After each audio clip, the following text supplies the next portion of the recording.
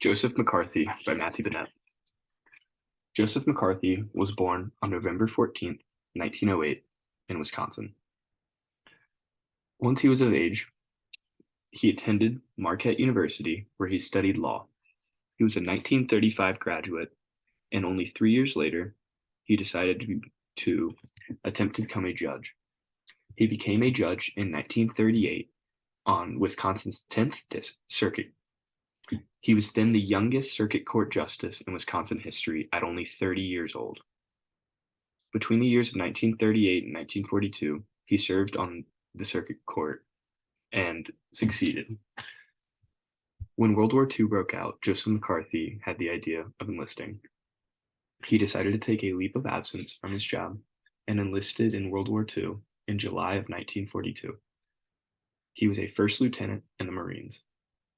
While overseas fighting, he decided that he wanted to take a dip into government.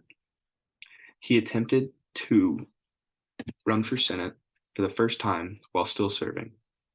He bounced back and forth between the United States and overseas. And while he was not successful in his campaign, he still earned a lot of value from it. Once he came back from war, he decided to run again in 1946. In 1946, McCarthy won his first Senate race and became the youngest member in Congress by beating Lefroy, who had been running and owned the Wisconsin Senate since 1906. While in the Senate, McCarthy was known for one major thing: McCarthyism. McCarthyism was the basic tenet that communism was going to destroy the United States and that his values were going to reinstill what he saw as the proper United States.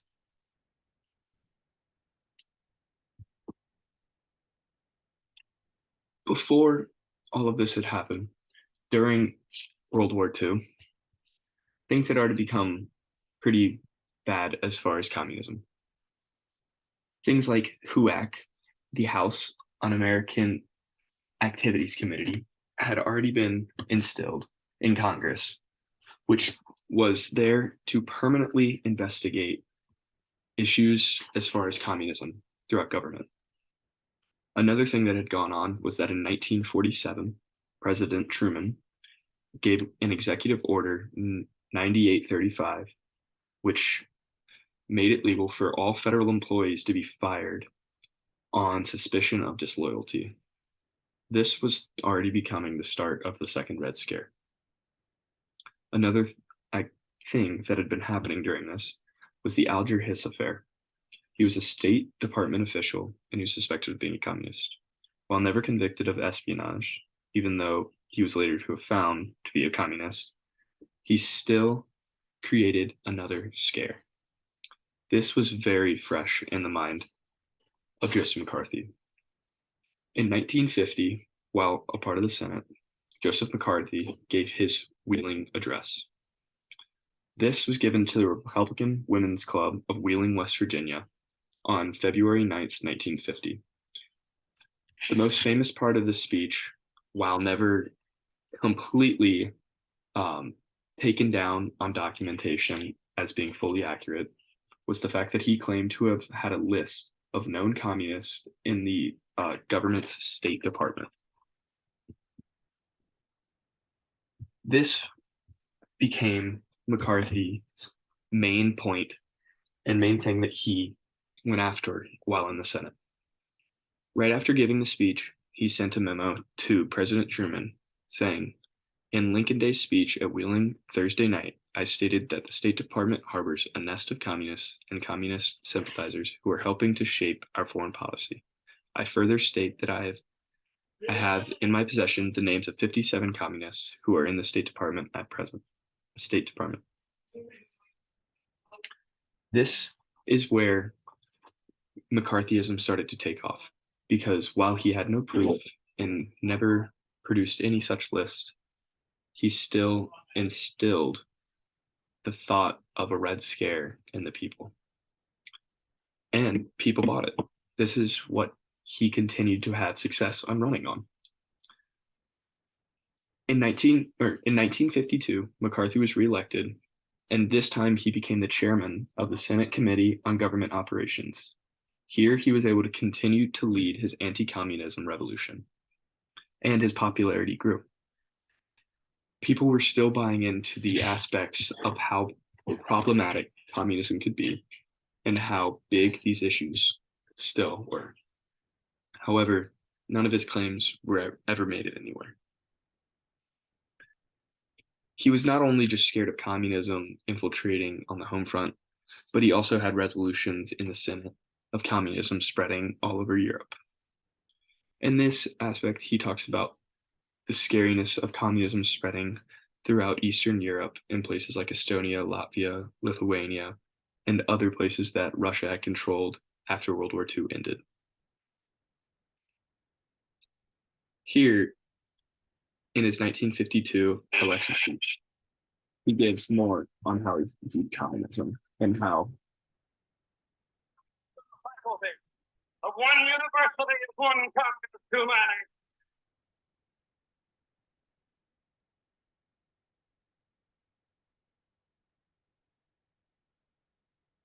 One communist among the American advisors at Yalta was one communist too many.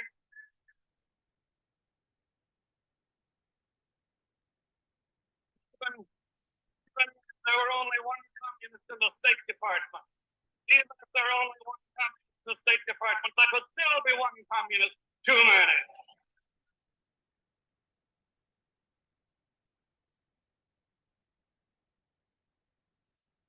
while all of that was very successful for him, everything changed with the election of Dwight Eisenhower, or Ike. See, McCarthy had so much success because he was able to condemn Truman and his lack of action against communism because they were part of different parties. The fact that Eisenhower was also a Republican made his life much harder because they butted heads, and no longer he was seen as a Republican protecting American ideals. Instead, he was seen as a man who was instead condemning his own party. This was the beginning of the unraveling of McCarthyism at the start of 1953.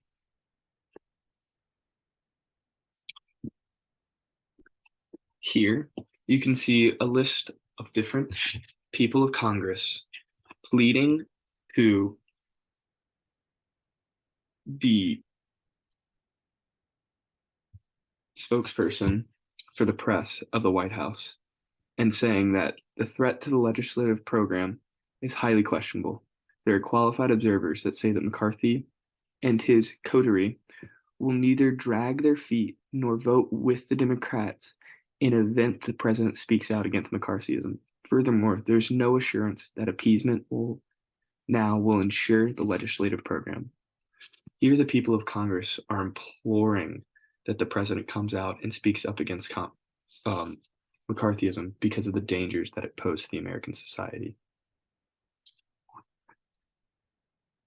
Again, people started to come out against McCarthyism. Here is a letter of what was happening during the White House in May of 1953, where the president and his cabinet were talking about the concerns of McCarthyism and how Joseph McCarthy was concerning Americans because of the lack of trust in him now.